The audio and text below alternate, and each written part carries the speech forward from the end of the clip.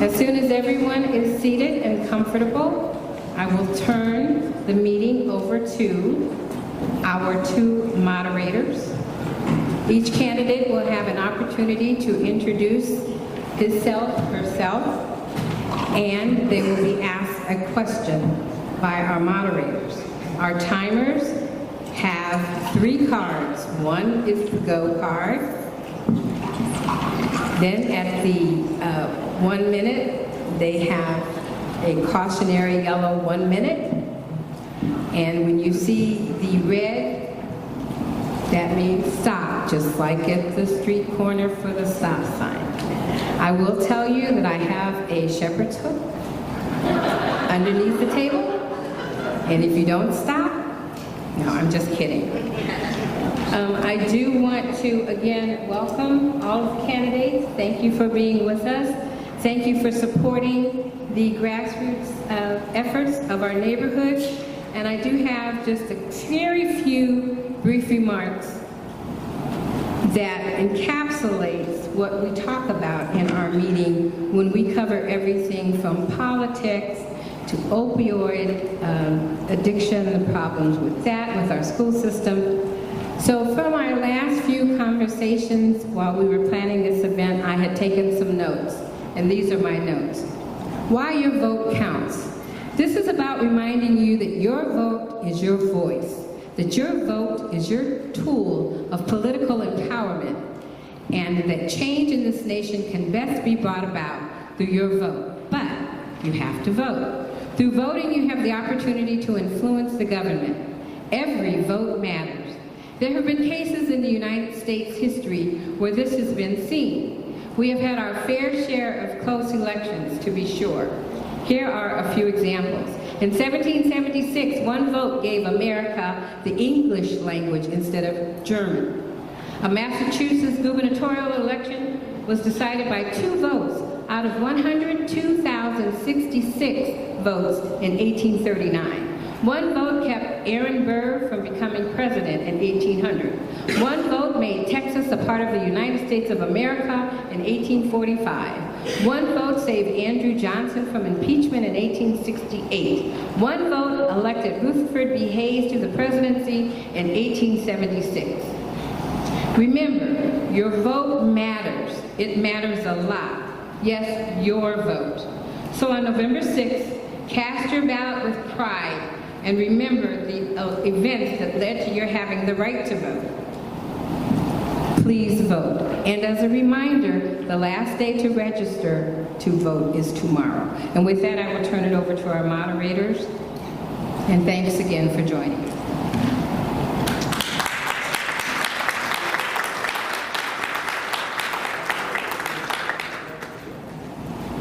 Okay, my name is Ted Johnson, and my first question is for Melissa Dahmen. Did I pronounce it correctly? Dahmen, yeah. Okay. What are your views on school safety? School safety is a big factor in a lot of schools. This past 6 months, we've worked within my own high school as I was a student there. We made a plan that we presented to our own school board because each school is going to be individual and it's going to be different because of the way that the school building is set up. So if we can do that within the district themselves instead of doing it as a whole. But school safety is obviously a major issue and we need to look at it as each school individually. Could you introduce yourself and tell us a little bit about yourself? I'm Melissa Dahmen. I am a full-time student at Walsh University. I am a recent Canfield graduate, and I am a candidate for the State School Board District 8. I've worked the past 6 months within my own school district and at the state levels. We wrote a mental health bill that is currently in front of the General Assembly, and so I hope to bring those ideas and efforts to the State School Board, and also, most importantly, bring the student perspective to the State School Board. Thank you.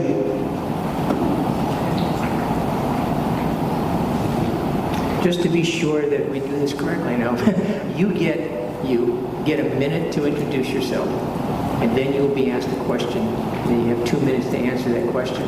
Please watch Pat very closely. She's kind of shy with the cord. She doesn't. I would be way more aggressive, but that's so. Natalie Haupt. Please introduce yourself. Oh, and speak really close to the mic. Okay, is that good? You're very good. All right, I'm getting a thumbs up in the back. I am Natalie Haupt. I am running for Judge of the Common Pleas General Division. I live here in Stark County and with my husband, who's an attorney, and my 2 children. I have been a magistrate in Common Pleas Court, that same court, for over 15 years. I was appointed in 2003 by Judge Haas, who's retiring, and I'm running for his open seat. I began my legal career as an assistant public defender representing indigent clients in all phases of criminal defense, and then had the privilege of being appointed magistrate, like I said, in 2003, and it has been my honor to serve in that capacity ever since. As the magistrate, I'm doing a lot of the work of a judge on the very same cases, and I feel that it's this experience, this hands-on experience, that's provided me with the relevant tools needed to hit the ground running on day one and to serve the Stark County community in that role. I preside over trials, hearings. I also get to help preside over our reentry court and our domestic violence court. Thank you. The question that we have for you and from the audience, and even though your reply focused a lot on domestic violence, this question is, what unique program will you develop to help first-time nonviolent offenders?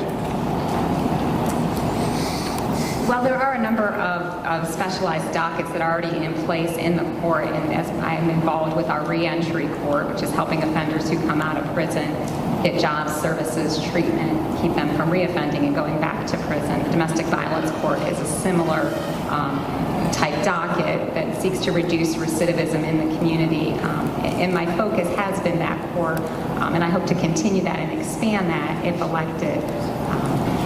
Again, these are not cases where prison is mandatory. So there is a push to keep cases, to keep low-level felons within the community already in the Stark County courts. I wish that were the case in all counties, but here we are participating in voluntary grant funding to keep low-level felons in the community where oftentimes they belong, but there has to be discretion as well with those cases. So I don't know that I have a specific court that I would develop. If there was a need that arose that I saw, like there was with the domestic violence, and recently one of the judges started a diversion program for low-level theft offenses. That's something that I would be creative in implementing. Thank you. Mrs. Creighton, have the microphone. She's next. Hello, Mrs. Creighton. Would you tell us a little bit about yourself? Hi, neighbors. Hello, neighbor. You can tell I'm an old alumni of the Neighborhood Association, and thank you very much for the invitation to be here tonight. I'm Janet Weir Creighton, and I've had the privilege of over 30 years, it gives away my age, of serving all of you in various capacities. I've had a lot of county positions. I was honored to be the mayor of the city of Canton, and you have a great mayor now. Hi, Mayor. That's your only plug. But I do appreciate the opportunity to be here. Through the years, I have dedicated my life to public service, and for that, I will not apologize. I think public service is a noble profession. Not only do I serve you in an office, but I am in numerous activities throughout the community because I have raised my children here, I have lived here my entire life, and I love everything about the county and the city of Canton and all of the communities that make up Stark County. Our 17 townships, 6 cities, and 12 villages are very important. Thank you. Your question is, what can you tell us about the financial soundness of Stark County? The financial soundness of Stark County is really our #1 priority.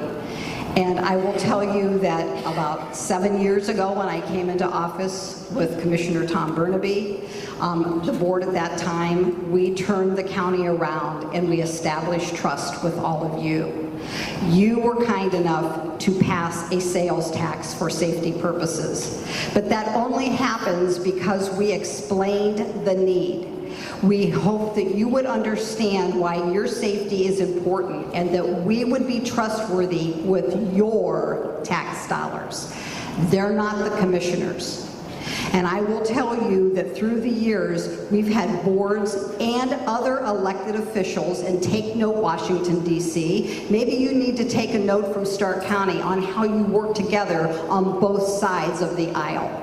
That is the only way that we succeed here in Stark County. So anytime anyone asks me, I know that everybody has a #1 priority, but finances are the #1 priority and the fiscal soundness of this county. Because if you do not have money, we cannot do anything.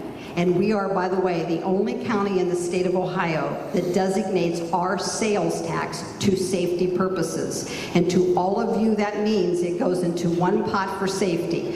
We can't spend it on just any little old thing that we choose to do. We are accountable to you, and then you really rewarded us again when you renewed the sales tax back in May a year ago.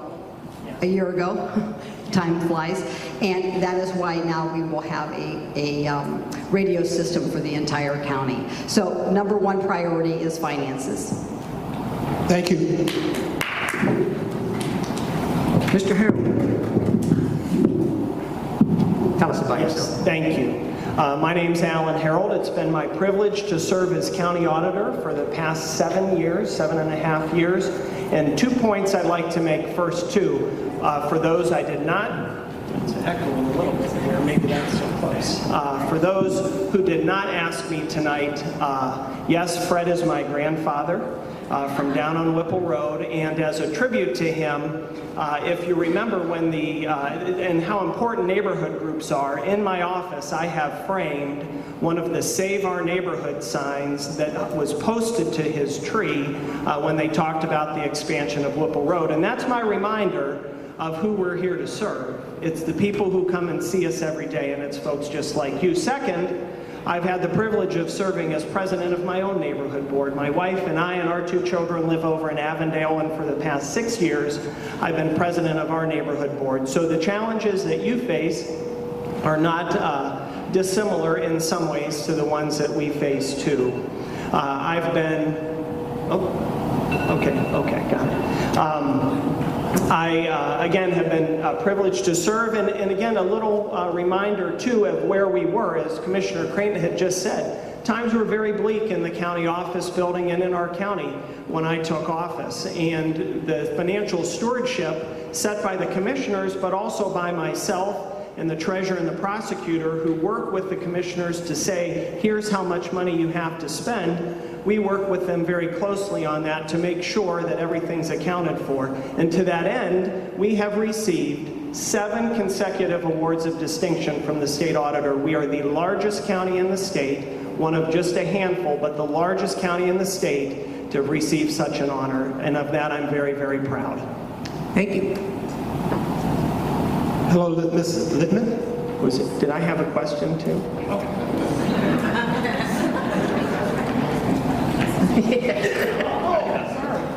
That's the question. Yes, all right. How would you attract and retain technical staff and those interested in public service as a career? Absolutely. So one of the questions that was asked of us is what one of the biggest challenges that we saw from the office. And the auditor serves in several roles. The first is as the county's fiscal officer. I pay the bills and I pay the people and make sure every one of the about $650 million that comes through our office every year is accounted for to the penny. The second is I'm the chief assessor, so I value all the property and maintain the property record for our county, 200,000 individual pieces of property.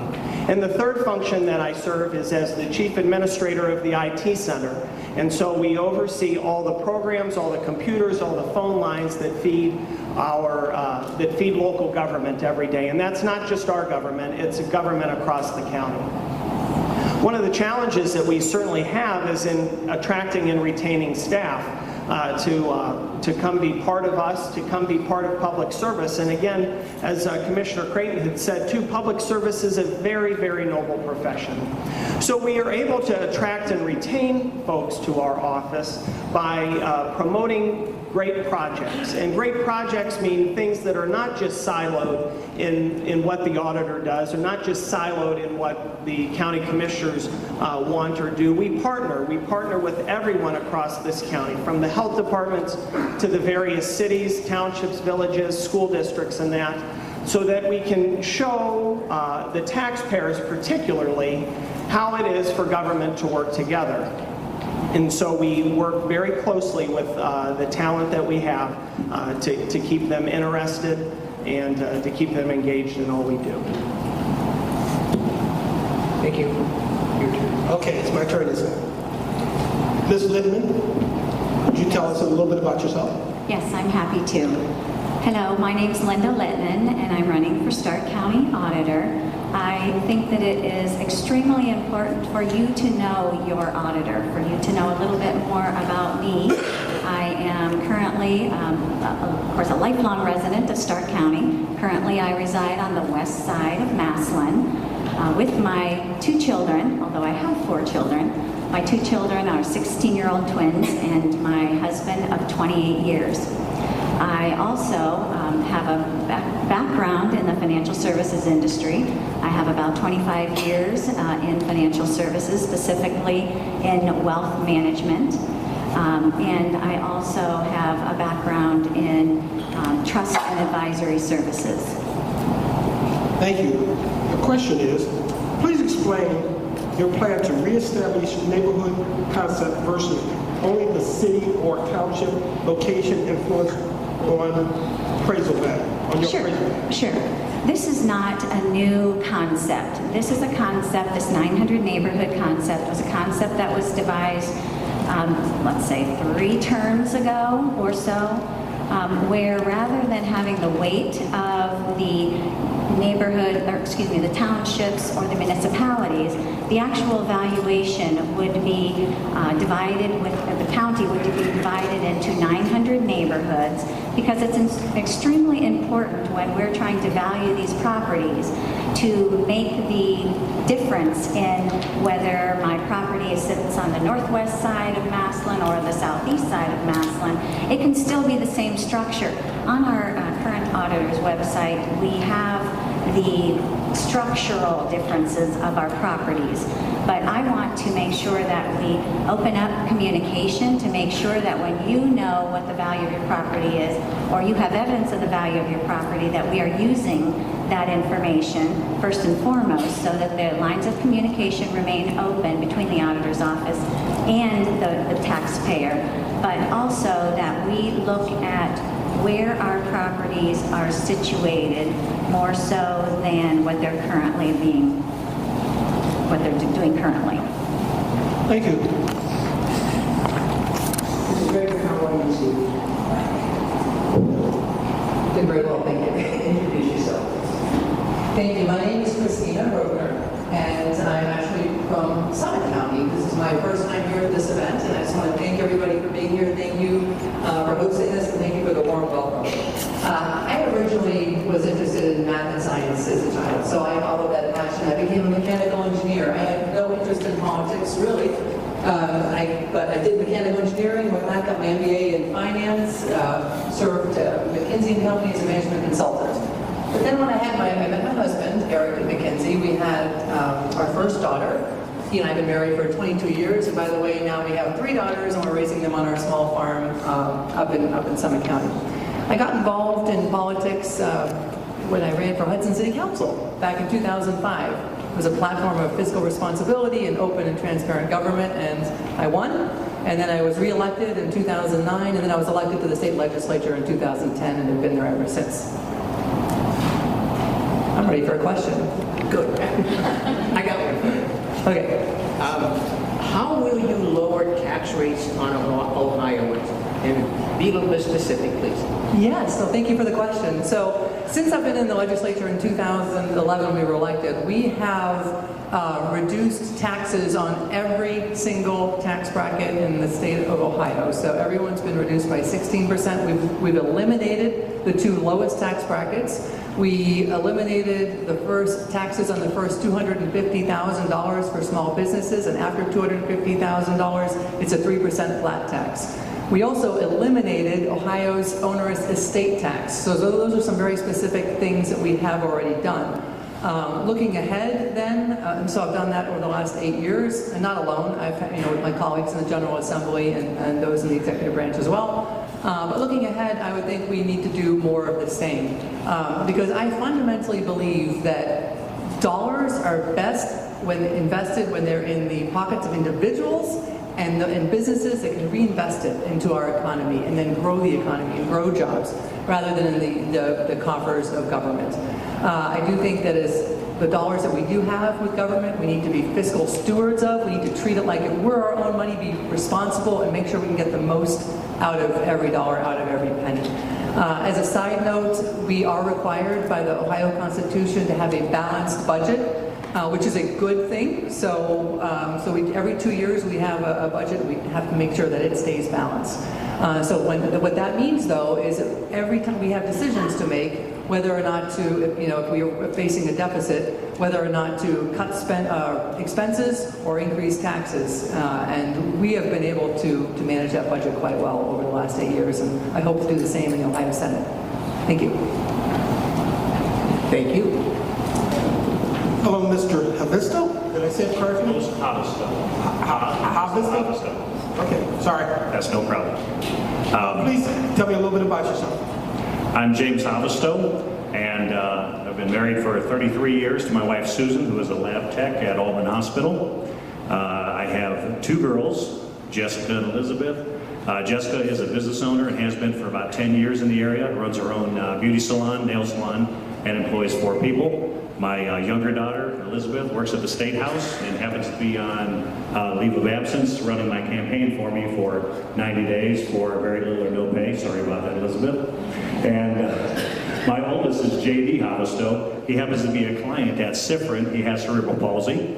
However, he has elevated himself at Sifrin, where he's taken over a staff position in that he teaches Bible study twice a week. And pretty good for a little guy who they said probably would never be able to talk.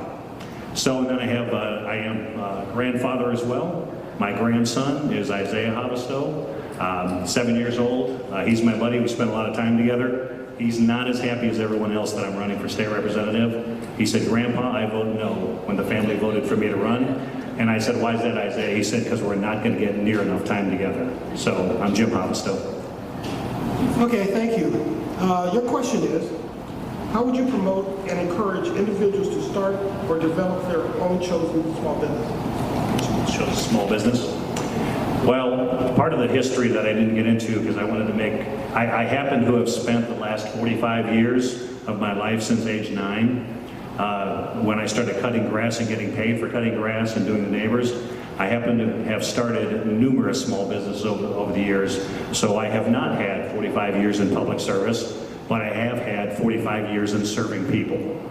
And what I would do to encourage people, it's what I do on a daily basis now. I can name 2 businesses that are operating now in Starr County that have directly come to me and said, "You know what, I would have never stepped into that realm had you not discussed business with me, and I have watched you over the last several years." I happen to believe, jumping into it, I believe economic growth is going to come from small business in Starr County. People look at me some days like I have 2 heads because I say, guess what? Amazon, Microsoft, these companies, they're not looking to come here to Canton, Ohio. But we have an entire resource pool sitting right in front of me. Every one of you has a great idea. And if we can get 200 businesses to start, I promise you we'll find one diamond out of those 200. So let's encourage each other. We're going to work with small business. We're going to work to encourage them. We're not going to chase out entrepreneurs. A lot of time government officials don't understand. Entrepreneurs aren't looking for tax dollars. They're not looking for tax money. It is the most efficient, most economic way to start growth in an area. Because you know what? They make something out of nothing or very little. And that's how we're going to encourage small business, just by fostering that and finding them mentors and finding them a one-stop shop when they need information on how to get their business going. They should not have to seek through 12, 13, 14 different organizations to be able to open up a hot dog cart. Thank you.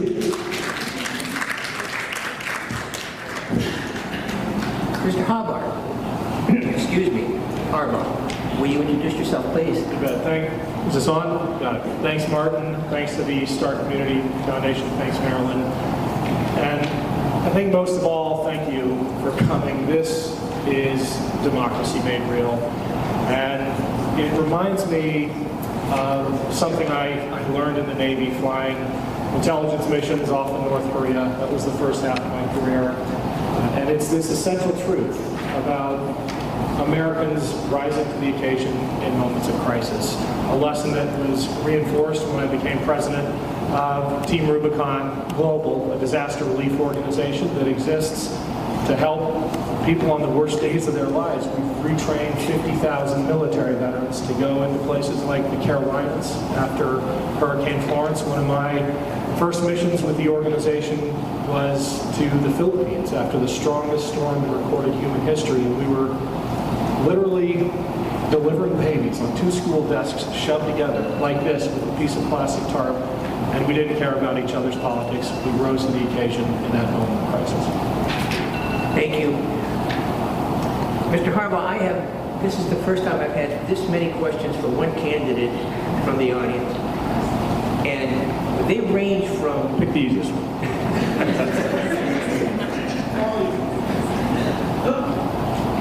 How much is it worth? They range from, why are we still in Afghanistan? What will you do about redistricting? Would we fund federal infrastructure by selling bonds as they did in the 30s? And then there were questions about the healthcare, which is the one you seem to focus on more in your response. And though Mr. Harbaugh cannot answer all those questions because I couldn't meld them all together, I would really hope that the writers would see Mr. Harbaugh after this seating on the dais and engage him on the question that you have. So I'm going to ask you the question of healthcare, about how you want the healthcare for this country to be and how you will help with pre-existing conditions, and especially for perhaps seniors that are help funding their grandchildren. I know I've taken these things and kind of melded some of them together. I hope I did a good enough job that you can carry on. Thanks, Martin. And on this one, for me, it's not a political question. It's a personal one, and deeply personal at that, because I've got 3 kids, but my middle daughter, Lizzie, was born with a pre-existing condition, and she needed 4 surgeries before she turned 4 years old. And my wife and I scheduled that first one without knowing how we would pay for it. That is a terrifying place to be, as a family, as a father. And I know a lot of folks have been in this situation. Way too many people have had to wonder how they're going to take care of a sick loved one. There is no fear, quite like leaving an infant on an operating table. And that was my job for Lizzie's first surgery. And retreating to the waiting room and having all of that worry and concern about how that procedure is going to go, but then having added to that the fear that that decision is going to bankrupt your family. We are the richest country on earth, and we are still leaving it to a roll of the dice for families who have a sick child or who have a parent who is making that decision between filling a prescription and putting food on the table. My mom went to the pharmacist a couple of weeks ago for 80 Celebrex pills and was told $1,600. And she came home without it. Like millions of seniors across this country facing that impossible choice. And it is not because we don't have the ideas. It's not because we don't have a path forward. It's because we lack political leadership and political courage in Washington. And I'm running against someone who's not here, I should point out, but has voted 13 times to take away protection for pre-existing conditions from little girls like my daughter. He took $123,000 from the insurance industry and then voted to strip health care from nearly 500,000 Ohioans. That's what's at stake. This is a life and death election. Thank you.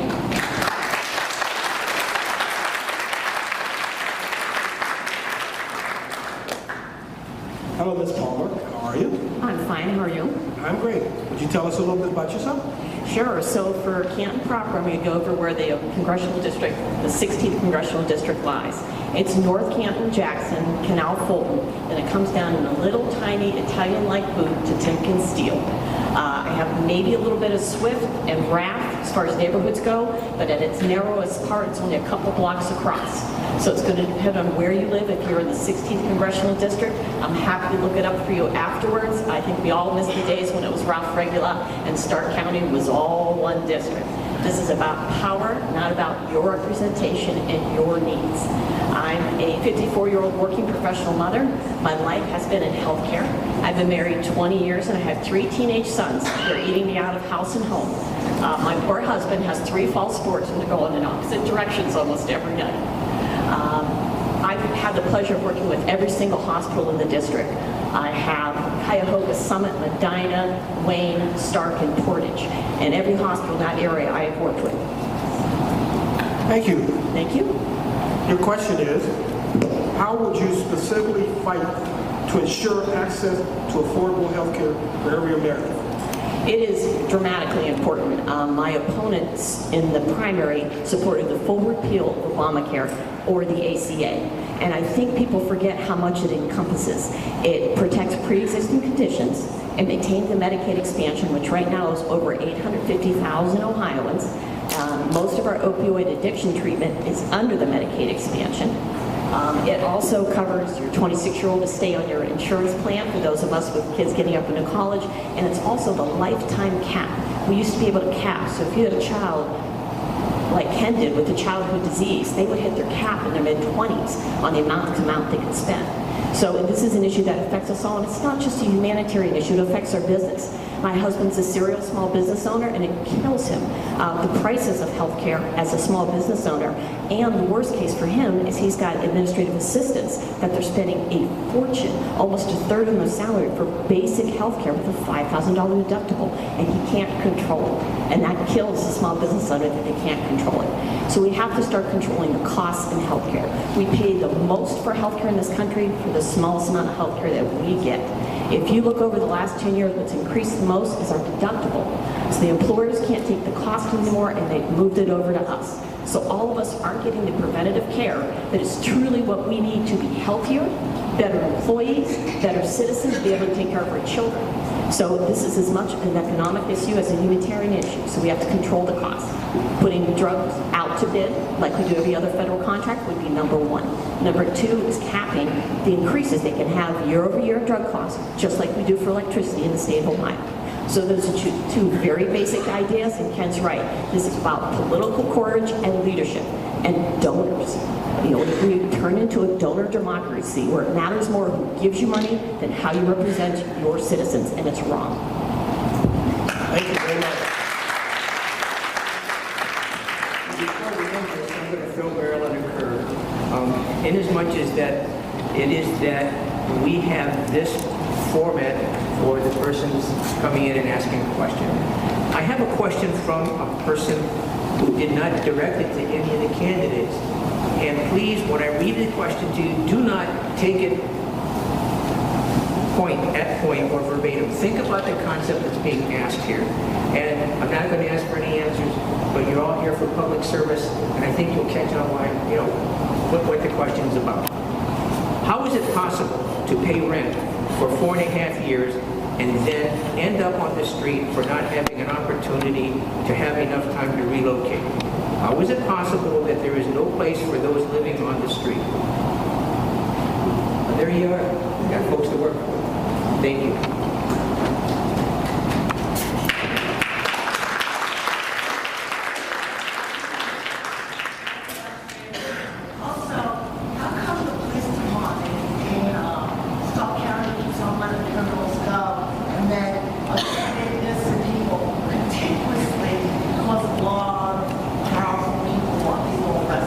unnecessarily, and then lump them out on the street after stolen money, property, and identity thing has gone on. This has gone on for these last 10 years here in Stark County, and I'm getting real tired. All right, thank you, Ms. I have one more thing to say. I'm sorry, Ms. Thank you very much for the question. We appreciate it. Please take the opportunity to approach any candidate that you would like to get your answers. We appreciate your attendance, we appreciate your comments and your questions. And you're more than welcome to approach any of the candidates and address them for your answer. Thank you for your attendance. And on behalf of the Stark Community Foundation, we appreciate each and every person who is in this room tonight. Again, what you see here, this event, these displays are the efforts of grassroots neighborhood associations, each and every one of whom is a volunteer. All of the neighborhood cleanups that are done, all of the committees that they call together and the meetings that they have are by volunteers because they care about this community. So please, as I call your name, stand. Help me in thanking and a round of applause after they are all standing. Melissa, Natalie, Janet, Alan, Linda, Christina, Jane, Ken, and Susan. We appreciate your